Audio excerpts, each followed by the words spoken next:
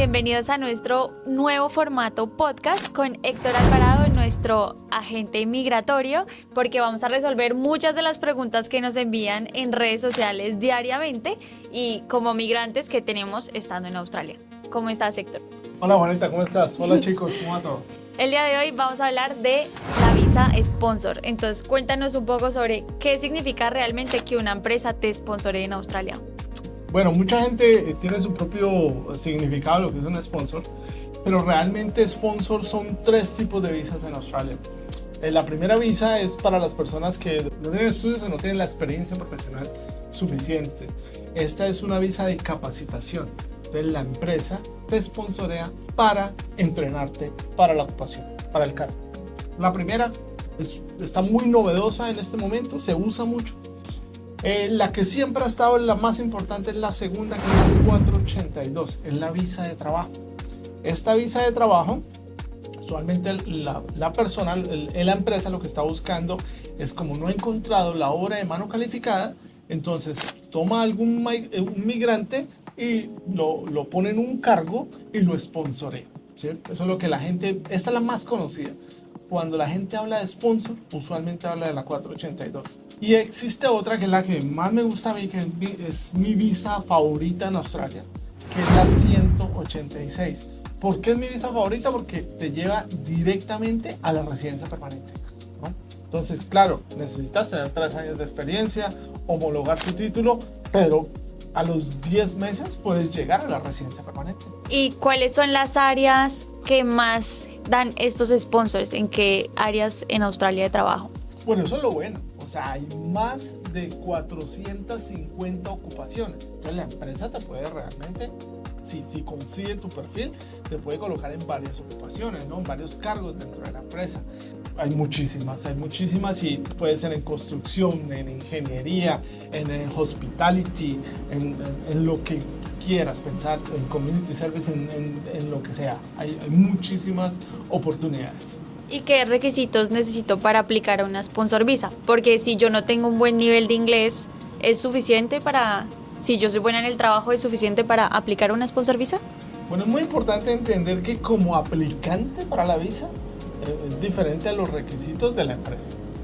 Pero como aplicante para la visa, tú lo que realmente necesitas es tener un mínimo de inglés de 5 en el IELTS o su equivalente en el PT, lo cual realmente el inglés no es mucho, es bastante bajito. Necesitas tener 1 año de experiencia en los últimos 5 años y tener estudios relativos. Vamos a decir, esos son los requisitos para la persona como aplicante. Si mi visa se venció y mi jefe me quiere ofrecer un sponsor, ¿se puede?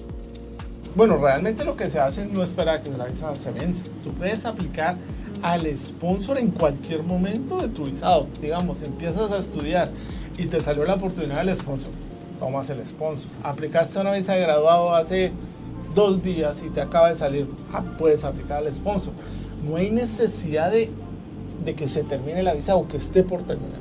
¿Okay? Eso es muy importante. Tú puedes aplicar en cualquier momento. Y si ya obtuve un sponsor, quiere decir que ya me quedé en Australia. Logré la residencia permanente directa. Vamos a decir que en la mayoría de casos sí. Sin embargo, cuando estás en una visa de trabajo, tú dependes de la empresa. O sea, los primeros 2 años vas a depender de la empresa, que es estar ahí. Pero vamos a suponer que las cosas salieron mal. La empresa quebró o te echaron, que eso puede pasar. Entonces tú lo que puedes hacer es, vas a tener 6 meses para buscar otra empresa que te sponsoree, pero los tiempos que hiciste en la primera empresa te van a servir, ¿no? Y a los 2 años, sumando los tiempos de experiencia en las 2 empresas, puedes aplicar a la residencia permanente.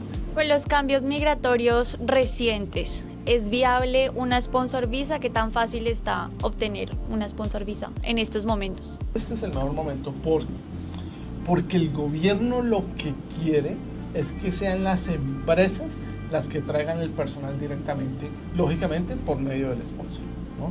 Siempre va a haber el plan de hacerlo de forma independiente, estudiando en Australia, todo perfecto, pero realmente en este momento lo que más quiere el gobierno es que la empresa sponsoree al migrante directamente. ¿Qué pesa más a la hora de aplicar a una sponsor visa?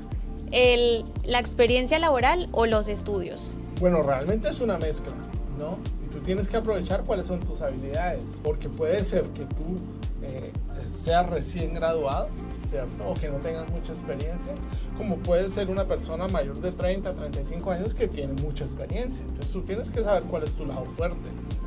Para el sponsor es muy sencillo, tú tienes que tener los estudios o la experiencia, y en algunos casos, solamente teniendo la experiencia, te pueden sponsorear. Así de sencillo. Bueno, yo soy estudiante que solo puede trabajar 24 horas. O mis amigos que son Work and Holidays, ellos solo pueden trabajar 6 meses con el mismo empleador. ¿Eso afecta de alguna forma la sponsor visa? ¿No pasa nada que dure 6 meses trabajando con la empresa? ¿Me pueden dar el sponsor?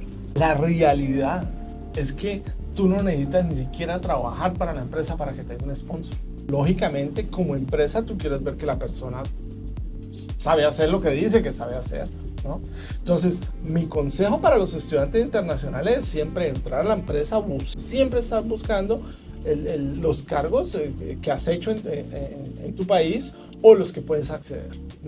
Y cuando estén trabajando ahí, después de 3, 4 meses de estar trabajando y que demostraste que puedes hacer el trabajo, hablar con tu jefe o con recursos humanos y decirles, bueno, yo quiero el sponsor, me gustaría trabajar acá a tiempo completo. Y ahí es donde empieza el proceso del sponsor. Dentro de tu experiencia y años en esta área, ¿cuál es el caso más imposible que hayas visto hasta ahora? Bueno, esto se trata de acomodarse al perfil y de tratar de buscarle el lado a esto, ¿no? O sea, yo te pongo un ejemplo de personas que no tienen estudios, que personas que han trabajado en Latinoamérica en efectivo, o sea, que no podemos ni siquiera comprobar la experiencia. Bueno, yo llevo mucho tiempo haciendo esto, llevo más de 16 años ejerciendo como agente de migración registrado en Australia. Entonces he tenido diferentes casos de diferentes profesiones. Hay personas que no tienen estudios o no los han completado. Hay personas que tienen mucha experiencia, pero la experiencia no es muy relativa a lo que van a hacer en Australia. Pero realmente se puede acomodar, las cosas se pueden acomodar. O sea, Australia tiene una descripción de las ocupaciones, ¿sí? Pero esto no quiere decir que si no cumples con todas ellas no puedes acceder al sponsor. No, eso en realidad no. Con que cumplas el 60% o con que se pueda adaptar tu experiencia en Colombia, en Chile, en Argentina, a la posición acá, porque nunca va a ser perfecto. Desde eso se trata. Entonces hemos tenido casos de muchas personas. Tuve un caso, una pareja, muy increíbles personas. Él pinta carros, ¿cierto? En Colombia, porque su papá tenía un concesionario. Y entonces, pues, pintar carros más o menos, no tan cercano a pintar carros su experiencia, pero acá la posición era de pintar carros. Lógicamente no tenías estudios de esto, ¿no? Porque se hacen certificados muy pequeños allá. Entonces lo que hicimos fue coger toda esa experiencia, hicimos algo que se llama un recognition of prior learning, o sea, tomas toda la experiencia, ¿sí? 3, 4 años de experiencia, la compruebas, vas y hablas con una empresa privada acá, con un colegio, y de eso te dan un certificado. Entonces ya saliste graduado, ¿no? Entonces ya tenemos el título y tenemos la experiencia, y con esto aplicamos a la visa sponsor. ¿Y dirías que obtener un sponsor en Australia es más de estrategia o de suerte?